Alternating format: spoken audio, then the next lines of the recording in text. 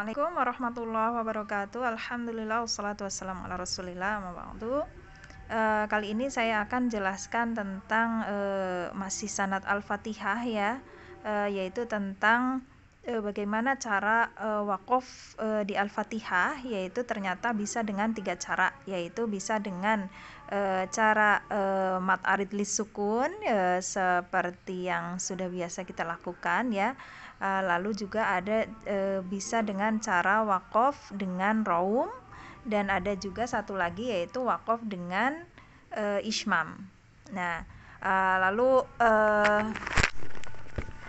saya jelaskan singkat ya. Untuk waqaf yang mad arid lis sukun tidak saya bahas lagi ya, karena kita tahu untuk mad arid lis sukun bisa 2 atau 4 atau 6 harokat panjangnya ya dalam mewakafkan. Nah, yang akan kita bahas sekarang adalah waqaf dengan ismam. Ya, waqaf dengan ismam yaitu terjadi di ayat 5. Ya, apa itu waqaf dengan ismam itu? Waqaf dengan ismam adalah waqaf dengan cara dengan isyarat bibir monyong untuk harokat dhammah di akhir. Karena di situ nasta'in di ayat 5 Al-Fatihah hurufnya adalah berharokat dhammah, maka itulah yang bisa dibaca dengan ismam. Karena ismam sendiri hanya terjadi pada harokat dhammah pada saat waqaf ya. Jadi untuk di Al-Fatihah berarti hanya pada ayat 5 waqaf dengan cara ismam gitu. Jadi caranya bagaimana? Caranya yaitu pada saat ain, untuk ainnya panjangnya itu boleh 2, boleh 4, boleh 6 harokat ya, sama seperti mad arid lis sukun ya. Tapi pada saat membunyikan nunnya yaitu dengan isyarat bibir monyong tanpa suara. Dan saat masuk ke huruf nunnya kita tempelkan dulu ujung lidah kita ke nun ya. Saya praktekkan yang 4 harokat ya, ain gitu ya, ain.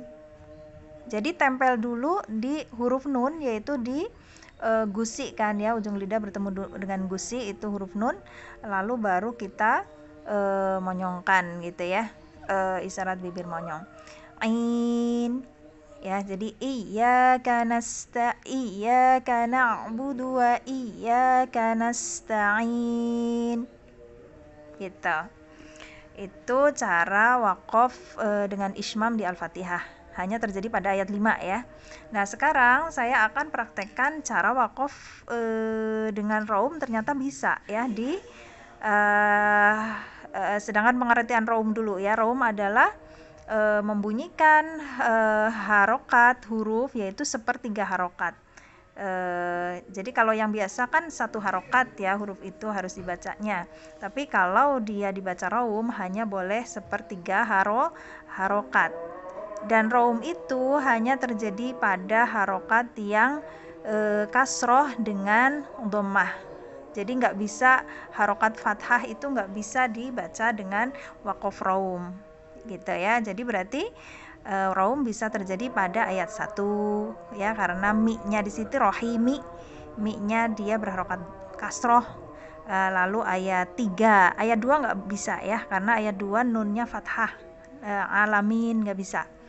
Ayat 3 bisa, ayat 4 bisa, ayat 5 bisa ya. Jadi ayat 5 itu bisa dibaca dengan 7 cara ya. Kenapa 7 cara? Karena mad arid lis sukun kan 3, boleh 2, boleh 4, boleh 6 harokat, udah dapat 3.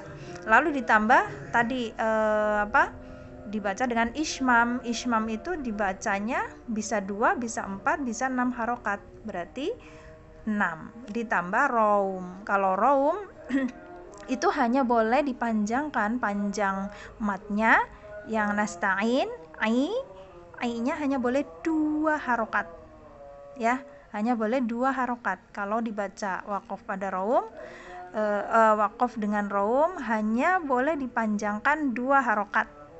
Saya nggak sebutkan dalilnya di sini, kalau di video lama ada dalilnya ya, nggak usah. Yang penting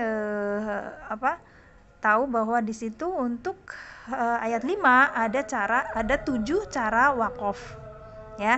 Jadi hati-hati untuk dibaca dengan raum, maka dia di situ hanya dipanjangkan 2 harokat ya. Nasta'in, nasta'in ya. Jadi sedikit harokatnya, nu-nya itu hanya sepertiga harokat. Yang mendengar hanya sebelah kita saja, yang duduk sebelah kita saja ya, yang bisa mendengar, karena saking kecilnya harokatnya cuman sepertiga harokat ya. Nasta'in gitu. Nasta'in, ai-nya 2 harokat ya, nggak boleh 4, nggak boleh 6 kalau dibaca dengan raum. Nasta'in gitu ya. Jadi sangat sedikit. Nasta'in gitu. Nasta'in nu gitu. Nu. Kalau yang biasa kan nasta'inu. Nah, itu keras ya nu-nya, suaranya. Tapi kalau ini agak rendah karena hanya sepertiga harokat. Nasta'in gitu ya.